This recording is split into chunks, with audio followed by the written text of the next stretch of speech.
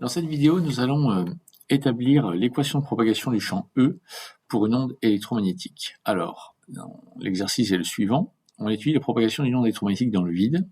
Tout d'abord, à partir des équations de Maxwell, établir l'équation de propagation du champ E. Les équations de Maxwell, div de E égale à ρ sur epsilon 0, mais comme on est dans le vide, ça fait 0. Div de B, en revanche, c'est toujours 0. Rotationnel de E. Le rotationnel de E, c'est moins d de B sur dt. Rotationnel de B, c'est mu0 J plus mu0 epsilon 0 d de E sur dt. Mais en l'absence de courant dans le vide, ceci est égal au vecteur nul. Nous allons utiliser l'expression du Laplacien de E, grade de div de E, moins rotationnel de E. Nous avons vu, grâce aux expressions de Maxwell, que ceci vaut 0 et que le rotationnel de E, c'est moins dB sur dt. Je n'ai plus qu'à injecter les bonnes expressions aux bons endroits. Laplacien de E, grade de 0, ça fait 0, moins rotationnel de moins dB sur dt. Je peux inverser les deux dérivés, moins par moins ça fait plus, d sur dt de rotationnel de B, qui, d'après l'équation de Maxwell, est égal à mu0 epsilon 0 d de E sur dt. mu0 epsilon 0 sont des constantes que je peux sortir. Il vient que Laplacien de E égale à mu0 epsilon 0, dérivée seconde de E par rapport au temps t. Je passe tout le monde du même côté. On écrira plus simplement Laplacien de E moins mu0 epsilon 0 d de E sur dt2 égale vecteur nul. On reconnaît ainsi l'équation de D'Alembert telle que Laplacien de E moins 1 sur c carré d de E sur dt2 soit égal au vecteur nul avec la célérité petit c qui est égale à 1 sur racine de mu0 epsilon 0. Deuxième question. On nous donne le champ E égal à E0 cosinus oméga t moins kz ux. Et on nous demande quelle est l'équation que doit satisfaire ce champ E. Eh bien, ce champ E doit vérifier l'équation de propagation de D'Alembert écrite au-dessus. Le Laplacien de E va se simplifier puisque la seule variable d'espace c'est z. On va pouvoir écrire que l'équation sera d de E sur dz2 moins 1 sur c carré d de E sur dt2 égale à 0. Je vais injecter l'expression de E qui m'est proposée dans l'équation de D'Alembert. Qu'est-ce que ça va me donner? Si je dérive deux fois par rapport à z, moins k va sortir deux fois, ça fera moins k au carré. La dérivée de cos donne moins sin, la dérivée de moins sin, moins cos. Donc moins k carré cosinus oméga t moins kz, moins 1 sur c carré, que multiplie la dérivée seconde par rapport à t. Donc E0, que j'ai oublié devant également, E0, cosinus ça fait moins sin me donne moins cos. Donc de nouveau un cosinus oméga t moins kz, mais il sort deux fois oméga carré. Et avec le moins, on aura un plus, le tout égal à 0. Je peux ainsi factoriser par E0 cosinus oméga t moins kz, facteur de quoi? Moins k au carré, plus oméga carré sur c carré, le tout égale 0. E0 ne peut être nul, ce cosinus non plus, forcément c'est le dernier terme qui est égal à 0. K carré égale à oméga carré sur c carré, on en déduit ce qui s'appelle l'équation de dispersion, oméga égale k fois c. L'équation que doit valider le champ E est la suivante, il s'agit de la relation de dispersion. Après m'être fait un petit peu de place, nous avons ici la question 3. Direction, sens et vitesse de propagation de cette onde.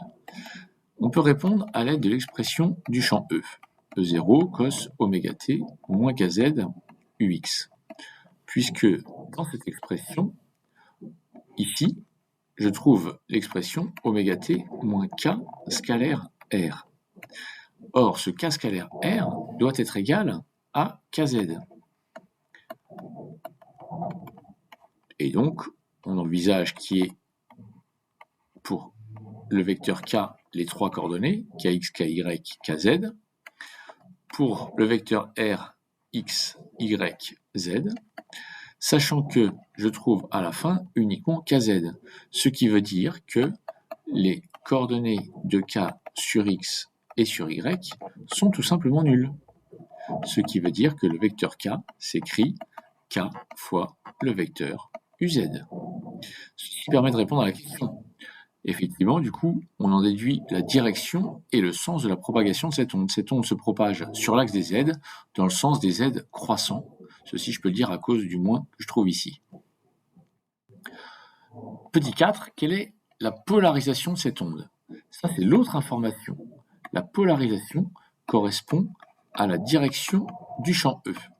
La polarisation, elle se lit donc ici par rapport au champ E. Ici, cette onde est polarisée suivant UX. On parle de polarisation rectiligne.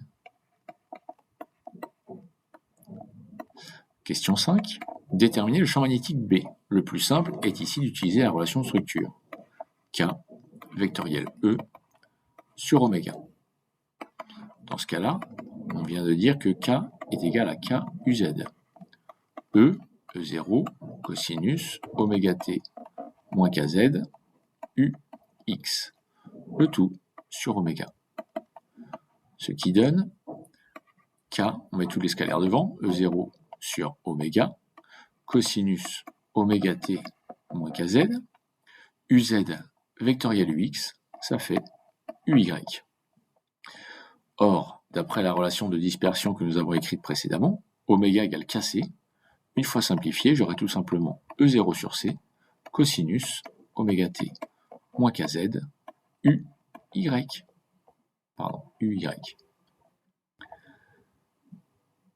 Question 6. Donnez l'expression du vecteur de Poynting. Le vecteur de Poynting π est égal à E vectoriel B sur mu0. Après m'être fait un petit peu de place, qu'est-ce que je peux écrire? Le champ E, E0, cosinus oméga t moins kz, vecteur ux. Vectoriel E0 sur c, cosinus oméga t moins kz, uy. Le tout sur mu0. Ce qui me donne l'expression E0 carré sur mu0 c, cosinus carré oméga t moins kz, ux vectoriel uy, ça me donne uz. C'est très logique, le vecteur de Poynting π correspond au flux de l'énergie. Il est bien sûr dirigé suivant uz, c'est-à-dire dans le même sens et suivant la même direction que l'onde.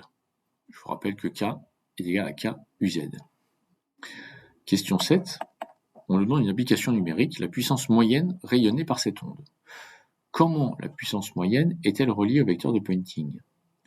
La norme de la moyenne de Poynting est égale à la puissance rayonnée sur la surface. Elle s'exprime en watts par mètre carré.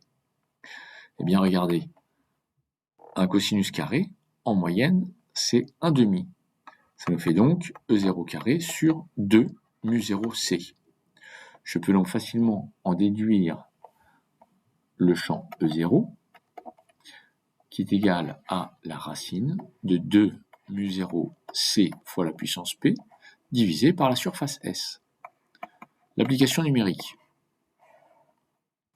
mu0, 4pi, 10 puissance moins 7 constante qui nous est donnée. Petit c, 3 10 puissance 8, la sévérité. La puissance, 10 mW, 0,01. Et la surface, 4 mm², attention aux unités.